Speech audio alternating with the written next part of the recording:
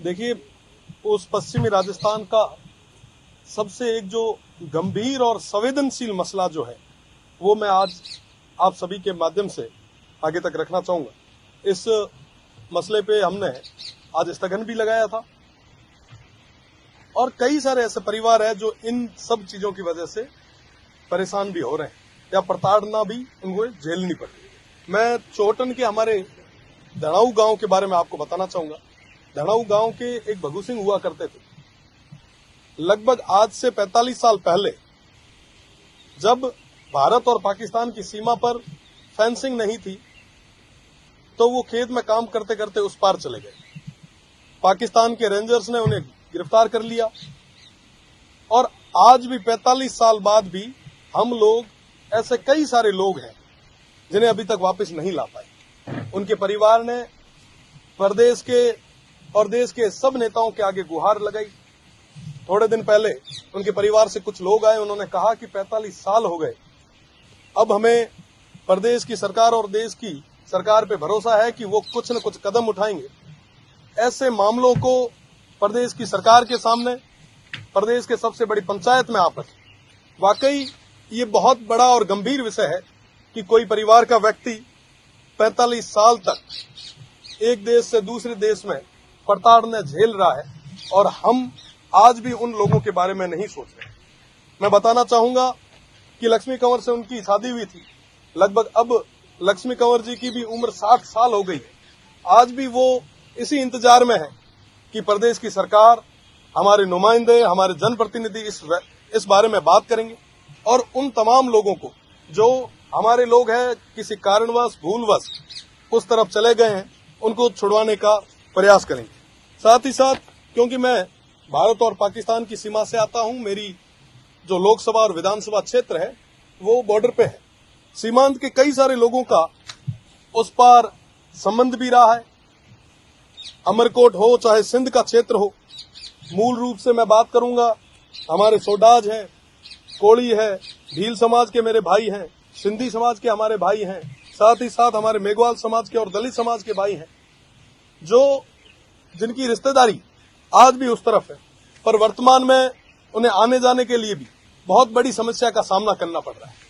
आप देखेंगे कि वहां जाने के लिए, वीजा के लिए इन तमाम लोगों को दिल्ली के कई बार चक्कर निकालने पड़ते हैं, दर दर की ठोकरें खानी पड़ती है। अपने आप में ये बहुत बड़ा एक चिंता का विषय है। आजादी के समय पाकिस्तान में 16% हिंदू हुआ करते थे। आज वो संख्या, वो आंकड़ा घटते घटते 1% आ चुका है। आज 1% ही हिंदू जो है वो पाकिस्तान में रह गए। साथ ही साथ मैं गुजरात और राजस्थान के 4 लाख उन परिवारों की बात करूंगा जिनका संबंध रोटी और बेटी का उस पार है। आज के समय में जब उन्हें अपने किसी परिवार के व्यक्ति का रिश्ता भी करना होता है, शादी भी करनी होती है, बेटी की शादी भी करनी है, तो इस पार आके उन्हें करनी पड़ रही है। पुलवामा हमला जो हुआ हम सभी के लिए और इस देश के लिए एक बहुत बड़ी क्षति थी और उस दौर में हमारा जो मुनाबाव बॉर्डर था वो पूरे तरीके से बंद कर दिया गया। पुलवामा अटैक से पहले हमारे जो लोग थे वो थार एक्सप्रेस के माध्यम से, जो कि स्वर्गीय जसवंत सिंह जी ने शुरू की थी, 2006 से लेकर 2019 तक वो थार एक्सप्रेस चली और उस थार एक्सप्रेस में कई सारे लोग जो उस पार थे यहां आके अपने परिवार से जुड़े और साथ ही साथ कई सारे बिछड़े लोग मिले। कई सारे व्यक्ति ऐसे थे, कई सारे बुजुर्ग ऐसे थे जो पहली बार भारत आ सके। थार एक्सप्रेस की बदौलत पाकिस्तान से कई सारी अस्थियां हिंदुस्तान आ पाई, उन्हें हरिद्वार नसीब हो पाया। पर पुलवामा अटैक के बाद में थार एक्सप्रेस पूरे तरीके से बंद हो गई। अटारी और बाघा बॉर्डर खोल दिया गया। वर्तमान में सबसे ज्यादा पाक विस्थापित जो है वो बाड़मेर और जैसलमेर में है। आज उन्हें अटारी से होके उस ओर जाना पड़ रहा है। मेरा निवेदन प्रदेश की सरकार से और केंद्र की सरकार से है कि अटारी के तर्ज पर मुनाबाव बॉर्डर खोला जाए ताकि जो ये पाक विस्थापित है, जो आज भी उस ओर यातनाएं झेल रहे हैं, उन्हें आने जाने में कोई समस्या नहीं है। देखिए, जो पश्चिमी राजस्थान का बॉर्डर है वो सबसे शांत बॉर्डर है। कोई भी अवांछित घटना यहाँ नहीं हुई।